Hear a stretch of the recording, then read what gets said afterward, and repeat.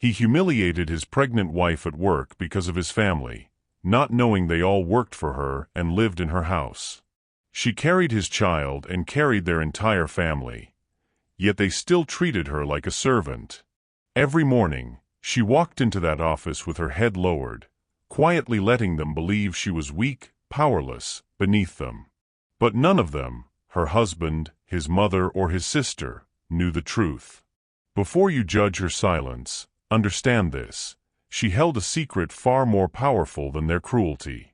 And when they finally pushed her too far, that secret didn't just break the silence. It turned their whole world upside down and destroyed everything they thought they controlled.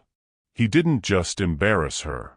Tay Kendrick stood in the conference room at Ascend Solutions, his hand raised in fury, his voice cutting through the air like a weapon. "You're embarrassing me," he shouted at his 6 months pregnant wife, his face twisted with contempt. "Coming here like this, waddling around like you belong. These are professionals, Imani." Imani stood frozen, one hand instinctively touching her cheek as if she'd been struck, the other cradling her belly where their daughter kicked frantically. She wore an elegant green wrap dress that showed her pregnancy proudly, or had, until this moment made her wish she could disappear. Behind Tay, his mother Suraya sat in a leather chair, arms crossed, wearing the same shade of green but with a satisfied smile that said, "Finally, he's putting you in your place." Near the back of the room, partially obscured by a column, Amira Dupree watched with barely concealed pleasure, her expression saying everything her position as the other woman required her to hide. And in the doorway, spilling into the hallway, 47 employees stood in shocked silence, some with their hands over their mouths, others looking away in discomfort, all of them witnessing the complete destruction of a woman by her husband. That afternoon, Imani Johnson stood under the fluorescent lights of the building her father built, in the company she inherited, surrounded by people she employed, while her husband, the man she'd loved enough to hide her wealth from, treated her like she was nothing. The conference room fell silent except for the sound of her heels clicking against marble floors as she turned to leave. Behind her, she heard Suraya's voice, "Finally, some sense." What none of them knew was that the marble floors belonged to Imani. The leather chairs, the building, the paychecks, the house where Suraya lived rent-free, everything they thought was Tay's power was actually hers. And by Friday, they'd all know the truth. Dear viewer, thank you for being here. Watching without subscribing is like letting Imani's voice be silenced by those who tried to erase her. When you subscribe, you choose to stand with the unheard. Please like the video, subscribe now, and tell me in the comments where you're watching from. The desk lamp cast a warm glow across the mahogany surface as Imani Johnson signed her name at the bottom of another property acquisition document. Outside her home office window, the city lights twinkled in the distance, a sprawling landscape where nearly a third of the commercial properties bore her father's legacy, even if they no longer bore his name. Her hand moved to her belly as the baby kicked, a sharp reminder that sent the pen rolling across the desk. "I know, little one," she whispered, pressing gently where tiny feet pressed back. "Mama's almost done." But she wasn't almost done. She'd never be done carrying the weight her father left her 3 years ago when his heart gave out in this very office. Marcus Johnson had built an empire from nothing, Johnson Property Holdings, a constellation of subsidiaries and investments that touched everything from luxury apartments to corporate office buildings. And he'd left it all to his only daughter with a warning that still echoed in the silence. She could see him now, kneeling before 10-year-old Imani after she'd come home crying because the kids at school said she was too quiet, too strange. He'd cupped her face in his strong hands and said, "Baby girl, when you have power, watch how people treat you when they think you have nothing. That's when you see their real hearts." So when she met Tay Kendrick 4 years ago at a community event, she'd introduced herself as a freelance consultant. Nothing more. No mention of the buildings, the wealth, the name that commanded respect in boardrooms across 3 states. She wanted to be loved for who she was, not what she owned. The notification chimed on her laptop, pulling her from memory. An automated HR alert from Ascend Solutions, one of her subsidiary companies. She clicked it open, scanning the text with growing unease. New hire, Suraya Whitaker, office manager. Imani's breath caught. Tay's mother. Working at her company. She scrolled down. Promotion, Amira Dupree, senior analyst. Direct report to Tay Kendrick. The baby kicked again, harder this time, as if sensing her mother's sudden spike in heart rate. Imani placed both hands on her belly, her mind racing. Tay's mother and the woman whose name kept appearing in mysterious text notifications on his phone, both now working at Ascend Solutions. Both orbiting her husband in a building she owned, on a payroll she controlled, in a world she'd built. "Why are they all circling my world without knowing it's mine?" she whispered to the empty office. The documents in front of her suddenly felt heavier. The empire her father built, the power she'd hidden, the truth she'd buried to find authentic love, all of it was about to collide with the life she thought she was building. And somewhere deep in her chest, beneath the anxiety and confusion, something her father had taught her began to stir. When people show you their real hearts, believe them. The scent of turkey bacon filled the kitchen as Imani plated breakfast: scrambled eggs, fresh fruit, whole wheat toast cut diagonally the way Tay liked. 6 months pregnant and her feet already ached, but this was their routine. Their normal. Or what she'd convinced herself was normal. Tay emerged in a charcoal Tom Ford suit she'd never seen him purchase, the fabric catching the morning light as he grabbed his briefcase. The suit cost at least $3,000. She knew because she quietly transferred money to their joint account every month, money he thought came from her consulting work. "Morning," she offered softly, sliding the plate toward him. "How'd you sleep?" "Fine." He didn't look up from his phone, fingers flying across the screen. No glance at her belly. No question about how she felt. No acknowledgement that their daughter had kept her up half the night with gymnastics routines against her ribcage. He grabbed a piece of toast, kissed the air near her cheek, and the cologne hit her, woodsy, expensive, unfamiliar. Not the one she'd given him for Christmas. Not the one sitting untouched on his dresser. New cologne. The question came out smaller than she intended. Client gift. He was already moving toward the door. "Don't wait up. Late meeting." The door clicked shut before she could respond, leaving her standing in the kitchen with a full plate of food growing cold and a gnawing sensation that had nothing to do with morning sickness. She carried his coffee mug to the sink and noticed his jacket draped over the chair. Her hand moved on autopilot, checking pockets before laundry, a habit from early in their marriage when he'd leave receipts that would ruin the wash. Her fingers closed around folded paper. Mercato Italiano. Party of 2. $340. They hadn't been to Mercato Italiano. She would remember, it was the restaurant where he'd proposed. Another receipt. Tiffany & Company, $2,847. Her left hand was bare except for the simple wedding band she'd chosen.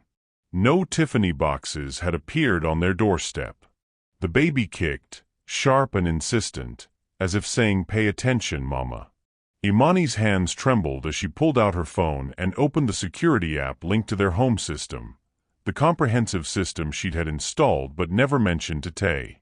The system that logged every visitor, every conversation in common areas, every piece of evidence he didn't know was being collected. She scrolled to yesterday's log. 2:47 p.m. Living room audio. Her finger hovered over the play button, some part of her already knowing she didn't want to hear what came next. But her father's voice whispered in her memory, "When you have power, watch how people treat you when they think you have nothing." She pressed play. Suraya's voice came through crystal clear, confident in the empty house. "That girl trapped you with the baby. Once it's born, you can leave her with nothing. The house, everything, We'll make sure it's yours. She won't know what hit her. Tay's response was quieter, but audible. Mom, I just need to time it right. My lawyer says. Imani stopped the recording, her vision blurring. The baby kicked again, almost violently now, as if her daughter could feel her mother's heart shattering in real time. She looked around the kitchen, the marble countertops she'd chosen, the custom cabinets, the morning light streaming through windows that overlooked a garden she designed. This house that Tay had been calling his family home. This house that was titled solely in her name, purchased 3 years before she'd ever met him. Her phone buzzed. An alert from the company's security system at Ascend Solutions. She opened it with shaking hands. After-hours access, Amira Dupree, executive floor, 11:47 p.m. Location, Tay Kendrick's office. And then she saw it, Tay's iPad on the counter, the screen lighting up with a new message preview. Last night was amazing. Your wife will never measure up to what we have. Imani placed both hands on her belly, feeling her daughter's movements slow to gentle rolls, as if even the baby understood that everything had just changed. I won't let them hurt you, she whispered. Mama's got this. But first, she had to stop pretending she didn't see what was right in front of her. Imani's key turned silently in the lock. She'd left her morning property inspection early, the nausea that had nothing to do with pregnancy making it impossible to focus on foundation reports and zoning permits. All she wanted was her bed, a cool compress, and silence. Instead, she heard laughter. Female voices carried from the living room, bright, careless, comfortable. Imani froze in the foyer, one hand instinctively moving to her belly. She recognized Suraya's sharp tone immediately, followed by 2 others. Slowly, carefully, she moved toward the sound, staying just out of sight behind the hallway wall. My son deserves better than some soft, simple girl playing house. Suraya's voice dripped with contempt. No ambition, no fire. Just sitting around getting fat. He told me she doesn't even work. That was Amira, the woman whose message had burned into Imani's mind. The mistress was sitting in her living room, drinking from her glasses, discussing her marriage like it was community gossip. Just does little consulting projects for pocket money. Can you imagine? Laughter erupted, cruel, careless. Imani recognized the third voice now. Kendra, Tay's sister. And she's pregnant? Kendra's cackle made Imani's skin prickle. Girl, she really thought a baby would keep him. That's the oldest trap in the book. The oldest and the most pathetic, Suraya added. But we'll handle it.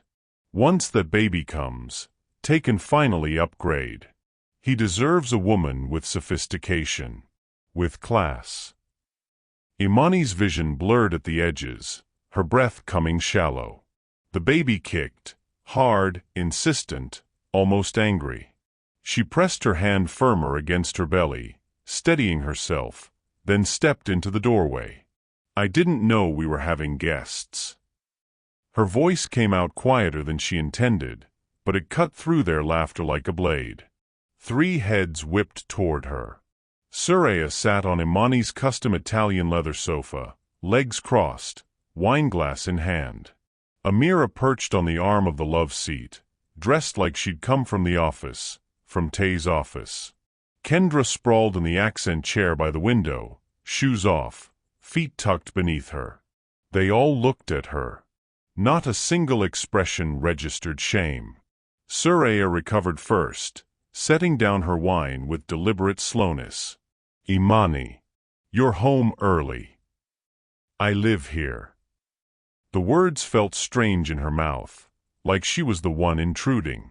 Suraya stood, smoothing her dress with an air of false authority that made Imani's jaw tighten. Tay said we could use the house while he's working. As his mother, I have every right to be here. Family is always welcome. Amira smiled, small, satisfied.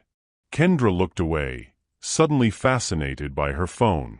Imani's hand remained on her belly, feeling her daughter's movements beneath her palm. Every instinct screamed at her to throw them out, to reclaim her space, to tell them exactly who owned every inch of what they were sitting on. But something her father taught her held her back. Let people reveal themselves completely before you show your hand. Of course, Imani said softly, turning toward the stairs. I'll just be in my room. That's probably best, dear. Suraya's voice followed her up the steps. You look exhausted. Pregnancy is so hard on some women. More laughter erupted below as Imani closed the bedroom door. She stood in the silence of her sanctuary, the master suite she designed, the walk-in closet that held maternity clothes she'd bought with her own money, the window that overlooked gardens she'd planted. Her hands were shaking as she opened her laptop, navigating to the secure folder where she kept documents Tay didn't know existed. Property deed. 1847, Oakmont Drive. Owner, Imani M. Johnson. Date of purchase, September 12, 2020. 3 years before she'd even met Tay at that community event. 3 years before he'd moved into her house and started calling it his family home. The mortgage was paid in full, had been since the day she bought it. Every utility, every repair, every beautiful detail had been paid for with Johnson money.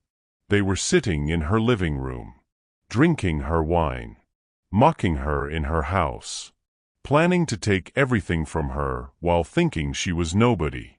Imani pulled up another file, the corporate structure of Johnson Property Holdings. Her eyes traced the lines connecting subsidiaries, properties, investments. Ascend Solutions. The building where Suraya worked, where Amira worked, where Tay worked. All of it hers. Below, she could still hear them laughing. The baby kicked again, and this time Imani felt something shift inside her that had nothing to do with pregnancy. Her father's voice whispered through the years, when people show you who they are, believe them. She believed them now. And soon, they'd know exactly who she was. The Ascend Solutions building stood mostly dark at 9 p.m., only a few scattered windows glowing against the night sky. Imani's hands were steady as she swiped her master keycard, the one linked to her ownership access, the one Tay didn't know existed. The lobby was empty, the security desk unmanned during shift change. Perfect timing. She told herself this was just her monthly consultant check-in, reviewing files she kept in the executive suite. But the truth settled heavy in her chest with each step toward the elevator. She was here because she needed to see it. Whatever it was. She needed to stop living in the comfortable lies she'd built around her marriage. The elevator doors opened on the executive floor, and she heard them immediately, laughter bright and careless, echoing from the glass-walled conference room at the end of the hall. Imani's breath caught. She moved quietly, her flat soundless against polished floors she'd approved the installation of, staying close to the wall where shadows gathered thick. Through the glass, she saw them. Tay sat at the head of the table, tie loosened, sleeves rolled up. Amira perched on the edge of the conference table near him, one hand resting on his arm with an intimacy that made Imani's stomach turn. Suraya sat across from them both, wineglass in hand, looking like she belonged in a boardroom strategy session instead of a late-night conspiracy. Imani pressed herself against the wall just outside the door, her pregnant belly making it impossible to hide completely. The baby kicked, sharp, insistent. She placed a hand over her mouth, forcing her breathing to stay quiet. When are you finally going to leave her? Amira's voice carried clearly through the glass. She's dragging you down, Tay. You deserve someone who matches your ambition. Tay sighed, and the sound of it, tired like Imani was a burden he'd been carrying too long, made something crack in her chest. After the baby's born. I need to make sure the house and assets are secured first. My lawyer says if I wait until after birth, I can claim it's marital property. Split everything 50-50 at minimum. Imani's knees almost gave out. The house. Her house. The one she'd bought with inheritance money 3 years before they met. He wanted to steal it. Suraya leaned forward, voice cold and clinical. That girl has nothing really. No family with money, no real career, no connections. Once you take the house, she'll have nowhere to go with that baby. She'll be completely dependent on whatever you decide to give her. If you decide to give her anything at all, Amira added with a laugh that sounded like breaking glass. Perfect. Then you and I can finally be together properly, publicly. I'll be the woman a man like you deserves. Not some soft little housewife playing consultant. They all laughed. Comfortable, casual, cruel. Imani's vision blurred, but her mind crystallized into sharp, protective focus. They weren't just planning to betray her. They were planning to leave her homeless. To take everything she owned and leave her with nothing, pregnant and vulnerable, so broken she'd have to accept whatever scraps they chose to throw her. Her daughter kicked again, harder now, almost frantic. Imani placed both hands on her belly, pressing gently, whispering words that barely made sound. I won't let them hurt you, baby. Mama's got this. I promise you, Mama's got this. She looked up at the corner of the hallway, where a small security camera blinked its steady red light. Recording. Always recording. Every word, every gesture, every piece of evidence she needed. Imani pulled out her phone with trembling fingers, navigating to the secure app that controlled the building's entire security system. The system she'd commissioned, she'd paid for, she controlled. With 2 taps, she triggered an encrypted download of all footage from the past 3 hours, routing it directly to her personal server where Tay would never find it. The download bar filled slowly. 98%. 99%. Complete. Inside the conference room, Amira had moved closer to Tay, her hand sliding up his arm to his shoulder. Suraya raised her glass in a mock toast. Imani turned away, walking back toward the elevator with careful, measured steps. Her heart was breaking. She could feel it cracking with every breath. But underneath the pain, something else was rising. Something her father had spent her whole childhood teaching her. When people try to take what's yours, you don't beg them to stop. You show them the paperwork.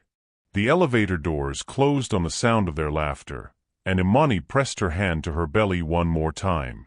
They have no idea who they're dealing with, she whispered to her daughter. But they're about to find out. The conference room hummed with voices. 47 employees gathered for the quarterly review, the mandatory all-staff meeting where executives presented numbers and middle managers pretended to care. Imani stood in the doorway wearing the green wrap dress she'd chosen that morning, the fabric flowing over her 6-month belly, her hair pulled back in a neat bun. Professional. Elegant. Present. She'd told herself she shouldn't come.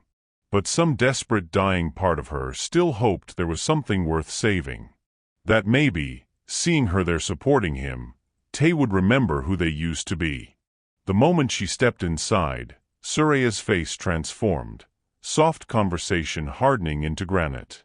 Across the room, Amira leaned toward a colleague, whispering behind her hand, her eyes sliding toward Imani with barely concealed contempt. Other heads turned. Stares followed. Tay stood at the front finishing his presentation, confident and commanding in his tailored suit. Then he saw her. His expression darkened immediately, embarrassment flooding his features before hardening into something that looked like anger. Like she'd committed an unforgivable offense just by existing in his space. The presentation ended to polite applause. During the break, Imani approached him near the refreshment table, her heart hammering against her ribs.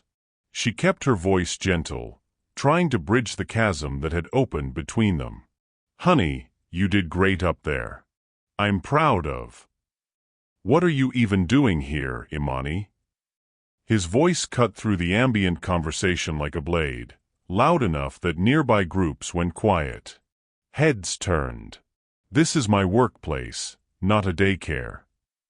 The room began to still, conversations dying one by one like falling dominoes. Imani felt the weight of dozens of eyes landing on her belly, on the flush creeping up her neck. "I just wanted to see you. To support." Support. Tay's voice rose, and now everyone was watching, conversations abandoned entirely. "You're embarrassing me. Look at you, you can barely move, waddling around here like you belong. These are professionals, Imani. They don't need to see my pregnant wife begging for my attention." The words hit like physical blows. Imani's breath caught, her hand instinctively moving to her belly where the baby kicked frantically, responding to her mother's spiking heart rate, to the adrenaline coursing through both their bodies. Suraya rose from her seat, her voice carrying that false maternal concern that made Imani's skin crawl. "Son's right, dear. Pregnant women should be at home, resting. Not inserting themselves where they're not needed." Amira stood near the back, arms crossed, wearing a smile that didn't reach her eyes. "Some women know how to carry themselves with grace. Others—" She let the sentence hang, shrugging delicately. "Well, not everyone can handle being in professional spaces." Scattered, uncomfortable laughter rippled through sections of the room. Some employees looked away, studying their phones with sudden intensity. Others watched with a fascinated horror of people witnessing a public execution, wanting to look away but unable to stop watching the violence unfold. Imani's eyes filled with tears she refused to let fall. Not here. Not in front of them. Her hand trembled against her belly as the baby kicked again, harder now, almost violent in its distress. She wanted to speak, to defend herself, to scream that every person in this room worked for her, that every paycheck came from her father's empire, that Tay was standing in a building she owned while destroying her in front of employees she paid. But the words wouldn't come. Couldn't come. Not yet. Tay leaned closer, his voice dropping to a vicious whisper that somehow still carried in the silence. "Go home, Imani. You're making a fool of both of us." Something inside her crystallized in that moment. All the pain, all the betrayal, all the evidence she'd been gathering suddenly focusing into perfect, devastating clarity. She looked at her husband, really looked at him, and saw a stranger wearing the face of someone she'd once loved. "I see who you really are now," she whispered, more to herself than to him. She turned, her heels clicking against the marble floors with each measured step. The sound echoed in the silence, steady, deliberate, the only sound in a room full of people who just witnessed something they couldn't unsee. Behind her, she heard Suraya's voice, satisfied and cold. Finally, some sense. Imani kept walking. Past the staring faces. Past Amira's smirk. Past the employees who would carry this story home to their families, who would whisper about it in break rooms, who would remember this moment when everything changed. The security cameras in every corner blinked their steady red lights, recording. 47 witnesses. Digital evidence and human testimony converging into proof that even Tay's lawyers couldn't explain away. She pushed through the double doors and let them close behind her, muffling the sound of conversations resuming, of people processing what they'd just seen, of Tay returning to his position at the front of the room like nothing had happened. But something had happened. Everything had happened. And soon every single person in that room would understand exactly what they'd witnessed. The moment a man humiliated his pregnant wife in the building she owned, in front of employees she paid, while standing on marble floors she'd chosen. The moment before she reminded them all exactly who held the power. Imani made it to her car before the sobs broke free. The parking garage's fluorescent lights flickered above as she collapsed into the driver's seat, hands clutching her belly, crying so hard she could barely breathe. Each gasp tore through her chest like shattered glass, and the baby kicked repeatedly, insistent little movements as if trying to comfort her from within. "I'm sorry, baby," she whispered through her tears, voice cracking. "I'm so sorry you had to feel that. Mama's heart is breaking, and I know you can feel it." Her hands trembled against the curve of her stomach, feeling another kick, another reminder that she wasn't alone in this pain. The weight of betrayal crashed over her in waves. The affair she'd discovered, the plotting she'd overheard, the public humiliation she'd just endured. Tay's voice still echoed in her ears. "You're embarrassing me, waddling around like you belong." His mother's satisfied smirk. Amira's cruel smile. The 40 pairs of eyes watching her degradation. But underneath the pain, something else began to rise. Something fierce and protective, something that remembered who she really was. A memory surfaced like a lifeline. Her father, Marcus Johnson, kneeling before 10-year-old Imani after kids at school had mocked her for being too quiet. His large hands had cupped her tear-stained face as he spoke words she'd never forgotten. "Baby girl, being quiet doesn't mean being weak. The lion doesn't roar before it moves. It watches, it waits, and then it protects its pride." Another memory followed, her father in his study, teaching her about the business, his eyes serious and knowing. "One day, all of this will be yours. And when people try to take what's yours, you show them the paperwork." Imani wiped her tears with the back of her hand, looked down at her belly where her baby continued to move, and spoke with newfound clarity. "Nobody threatens my child's future. Not him, not his family, not anyone." She pulled out her phone with steady hands and opened a contact saved simply as K. Williams, ESQ. Her fingers moved with purpose. "Kendra, it's time. Activate the full protection protocol. I need everything: property records, employment contracts, security footage, financial forensics. And I need it ready by Monday." The response came immediately, "Already on it. I've been waiting for your signal. We'll protect you and that baby. Your father would be proud." Imani placed her phone down, both hands returning to her belly where life grew and waited. "We're going to be okay," she whispered, and this time her voice carried not grief, but iron resolve. "Mama's going to make sure of it." Monday morning arrived with crystalline clarity. Imani sat across from Kendra Williams in a private office suite, the older woman's sharp suit matching her even sharper mind. Early 50s, elegant, commanding, her father's most trusted legal advisor and now Imani's shield. On the conference table between them lay 3 thick folders and a laptop displaying frozen security footage. Kendra opened the first folder with practiced precision. Property records. The house at 1847 Oakmont Drive, purchased by you 3 years before your marriage, titled solely in your name under Johnson Property Holdings, LLC. She slid mortgage documents across the polished wood. Tay Kendrick is not on the deed, not on the mortgage, not on any ownership papers. He has 0 legal claim. The second folder opened next.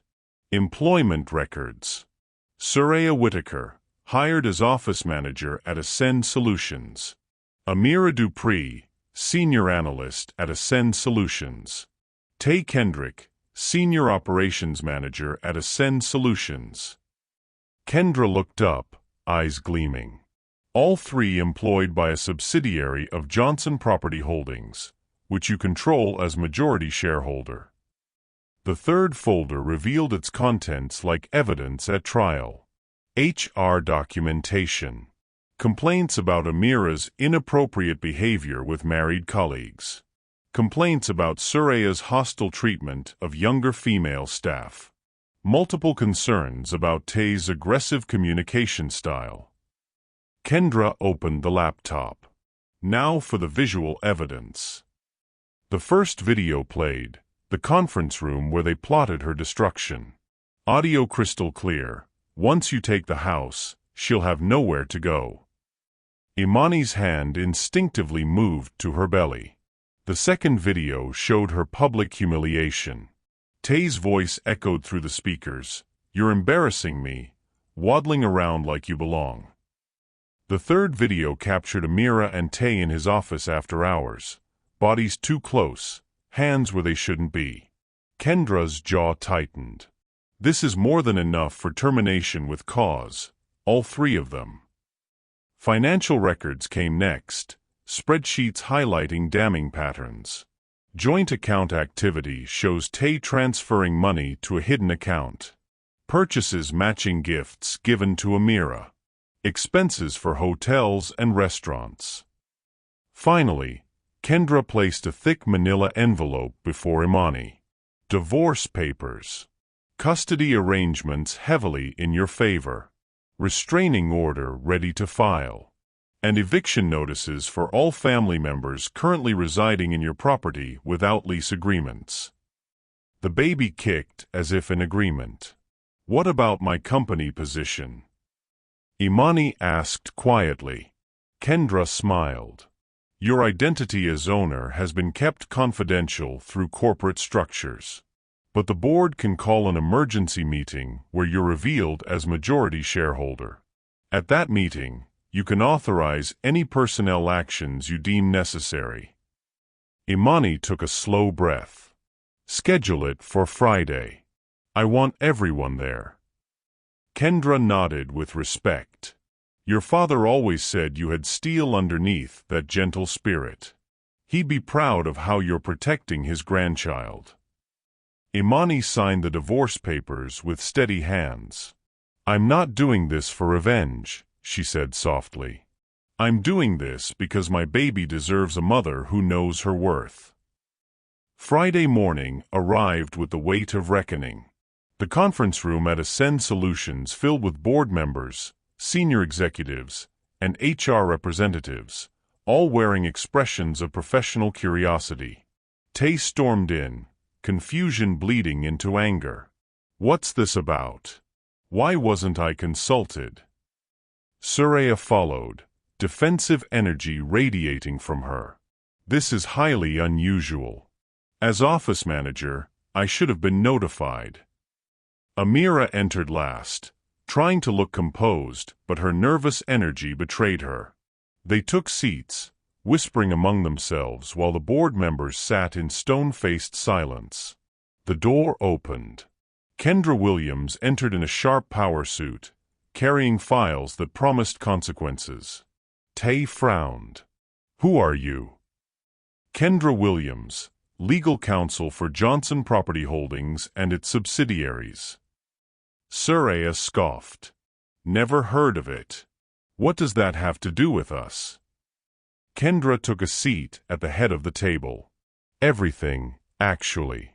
Johnson Property Holdings is the parent company of Ascend Solutions, which means it owns this building, signs your paychecks, and employs all of you.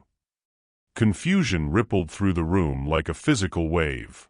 Then the door opened again, and Imani walked in. She wore a tailored maternity suit, hair styled elegantly, every inch the executive she'd always been. Her 6-month belly was prominent, but her posture was straight, confident, commanding. Tay stood abruptly. Imani? What are you doing here? This is a professional. Mr. Kendrick, you'll want to sit down, Kendra cut him off. The board members stood respectfully as Imani took her place at the head of the table. Suraya laughed nervously. This is ridiculous. She doesn't belong here. She's not even an employee. Imani spoke for the first time, voice calm and clear. You're right, Suraya. I'm not an employee. She placed a document on the table, corporate ownership records. I'm the owner. Silence crashed over the room like a tidal wave. Amira grabbed the document, eyes scanning frantically. This can't be real. Kendra distributed packets to Tay, Suraya, and Amira. Those are verified corporate filings.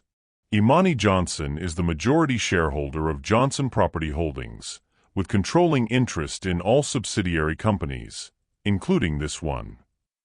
Tay's face drained of color. You never said. I wanted to know who you were when you thought I was nobody. Now I know. Suraya stood, voice shaking. This is some kind of trick. You're just a housewife. Imani looked at her directly. I'm the woman who owns the house you've been living in rent-free. The house you thought your son could steal from me. Kendra played the security footage on the large conference screen. The room watched as Tay, Suraya, and Amira plotted to take Imani's house, mocked her pregnancy, planned to leave her homeless. Then came the footage of the public humiliation, Tay's voice echoing through the speakers. You're embarrassing me, waddling around where you don't belong. Several board members shifted uncomfortably. One woman's eyes filled with sympathy. That house you've been living in? Purchased 3 years before my marriage. Titled solely in my name. Imani slid eviction notices across the table. You have 30 days to vacate. Suraya gasped. You can't just. I absolutely can. It's my property. Kendra presented the HR files. Amira Dupree, inappropriate relationship with a married colleague, harassment of staff, misuse of company time.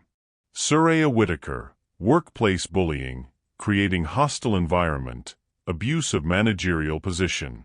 Tay Kendrick, gross misconduct, public harassment of a company stakeholder, violations of ethical conduct policies. The HR director stood. Based on this evidence and authorized by the majority shareholder, the following actions are effective immediately. Amira Dupree, employment terminated for cause. Suraya Whitaker, employment terminated for cause. Tay Kendrick, employment terminated for cause. Tay's voice cracked. Imani, please, don't do this. I made mistakes, but we can fix this. The baby. Imani's hand rested on her belly. This baby is exactly why I'm doing this. My child will never grow up thinking it's acceptable to disrespect people. And they'll never see their mother allow herself to be treated as less than she is. She slid divorce papers across the table. These are ready to file. You'll be hearing from my attorney regarding custody arrangements and child support. Amira stood desperately. Tay, tell her. Tell her we're in love. Tay didn't even look at Amira. His eyes were fixed on Imani, realization dawning that he'd lost everything. Suraya tried one last manipulation. Think about what people will say. A single mother, kicking out her child's father. Imani stood, commanding the room despite her pregnancy. People will say I protected myself and my child. That's all that matters. She looked around the boardroom. This meeting is adjourned. Security will escort the terminated employees out. As security approached, Imani walked toward the door. She paused, turning back. You all saw me as weak because I was kind. You saw me as poor because I was humble. You saw me as nothing because I didn't need to prove my worth to you.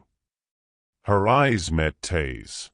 I hope one day you understand that the biggest mistake you made wasn't falling out of love with me. It was assuming I ever needed you to survive. She walked out, leaving chaos behind, Amira crying, Suraya raging, Tay broken. 6 weeks later, Tay's life had completely unraveled. Word spread quickly in the industry about his termination. No job offers came. Evicted from Imani's house, he now lived in a small rental with 2 roommates. Amira had blocked his number and moved to another city. His mother Suraya barely spoke to him, furious that she'd lost both her job and her home. His sister Kendra refused to house him, her words cutting, You made your choices, now live with them. One evening, Tay showed up at Imani's house, the house he'd once thought he'd steal. He rang the doorbell repeatedly until Imani opened it with the chain still on. She was 7.5 months pregnant now, glowing despite everything. Tay looked broken, unshaven, weight loss evident, dark circles shadowing his eyes. "Imani, please. I need to talk to you. I've lost everything." Her voice was gentle but firm. "You didn't lose anything, Tay. You threw it away. I know I messed up. I know I hurt you. But the baby, I want to be a father. I want to make this right." Imani placed a hand on her belly. "You'll be a father. Our baby will know you. But you won't be my husband, and you won't be in my house. Where am I supposed to go? My mom won't talk to me. I can't find work." "Those are consequences, Tay. Adult consequences for adult decisions." He broke down. "I don't know who I am without you. Without the life we had." Imani's eyes softened with sadness. "That life was built on my back while you and your family stood on my neck. I can't carry that weight anymore, not for me, and not for this baby." Tay reached toward her belly. "Can I at least?" She stepped back. "Through the lawyers, Tay. All communication goes through the lawyers." "Imani, please don't shut me out. You shut yourself out when you chose to humiliate me while I was carrying your child. When you plotted to make us homeless. When you chose everyone else over me." She began to close the door, then paused. "I hope you find yourself, Tay. I really do. But you won't find yourself through me anymore." The door clicked shut. Through the window, she watched him walk to his car, shoulders slumped. She felt the baby kick and whispered, "We're safe now, little one. We're finally safe." Suraya had lost everything in one day, job and housing both. Forced to move in with a distant cousin in another state, her social circle dissolved when they learned the truth. She called Tay once, bitter and angry, "You ruined us. You and your stupid pride." They rarely spoke now. The relationship was broken beyond repair. Amira's termination for cause followed her professionally. 3 job offers fell through when background checks revealed her conduct. She tried reaching out to Tay once, but realized he had nothing left to offer. Eventually she found work in a different city, in a lower position than before. She told people she left for new opportunities, but her former colleagues knew the truth. Later that evening, Imani stood in her home office, photos of her father and Johnson Property Holdings documents now openly displayed. She was on the phone with her attorney. "Yes, Kendra, I want to move forward with the foundation. The Marcus Johnson Foundation for Women and Children." Her hand rested on her belly as the baby did somersaults. She looked at her father's photo and smiled. "I protected our legacy, Daddy. And I'm going to teach your grandchild to do the same." Her phone buzzed, a text from a support group for single mothers she quietly funded. "Thank you for creating this space. You saved my life." Imani smiled, not with bitterness or triumph, but with peace. She whispered to her belly, "Your mama learned that sometimes the greatest power is knowing when to stop giving it away." 6 months after birth, Imani stood in the executive office of Johnson Property Holdings headquarters. She was no longer hiding her identity. Her name gleamed on the door, her photo hung proudly in the lobby. Her 4-month-old daughter, Maya Marcus Johnson, slept peacefully in a bassinet near her desk, tiny chest rising and falling in perfect rhythm. The company culture had transformed under her public leadership, family-friendly policies, zero tolerance for harassment, mentorship programs for young women in business. Change rippled through every department like water reshaping stone. Kendra Williams entered with a final report. The Marcus Johnson Foundation is fully operational. We've already helped 47 women and children escape abusive situations. Imani looked at her daughter, then at her father's photo. He'd be proud we're using his legacy to protect others. A news article flashed across her computer screen. Brief updates on familiar names. Tay Kendrick working an entry-level position at a small logistics company, living in a modest apartment, limited supervised visitation with Maya, child support payments arriving on time but engagement minimal. Soraya Whitaker living out of state with family, estranged from her son, no contact with her granddaughter. Amira Dupree working in a different city in a mid-level position, no social media presence, effectively disappeared from the professional circles she'd once tried to climb. An email notification appeared. Thank you for creating a workplace where I feel safe to be a mother and a professional. You changed my life. Imani responded warmly, then looked at her sleeping daughter. She picked up Maya gently, walking to the window that overlooked the city sprawling below them. Your grandfather built this empire with integrity, she whispered. Your mother almost lost it trying to be loved. But you, baby girl, you'll inherit something even more valuable than buildings and businesses. Maya yawned, tiny fist curling around Imani's finger. You'll inherit the truth that your worth isn't determined by who acknowledges it. You'll know that kindness isn't weakness, and humility isn't poverty. She kissed her daughter's forehead. And you'll know that when people show you who they are, you believe them, and you protect yourself accordingly. Her phone buzzed, a message from her leadership team. Ready for the board meeting, Ms. Johnson? Imani smiled, placed Maya back in the bassinet, and straightened her blazer. She looked at her father's photo one last time.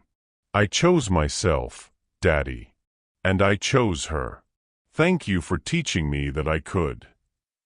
She walked into the boardroom, confident and powerful, baby monitor on her hip. The board stood respectfully as she entered. She took her seat at the head of the table. Let's begin. Some people break you to prove you're weak. Others try to bury you not knowing you're a seed. I chose to grow, not for revenge, but for every woman who needs to see that you can reclaim your power and still choose peace. That you can walk away from cruelty and walk into your destiny. And that the greatest empire you'll ever build is the one where you refuse to let anyone make you forget your worth.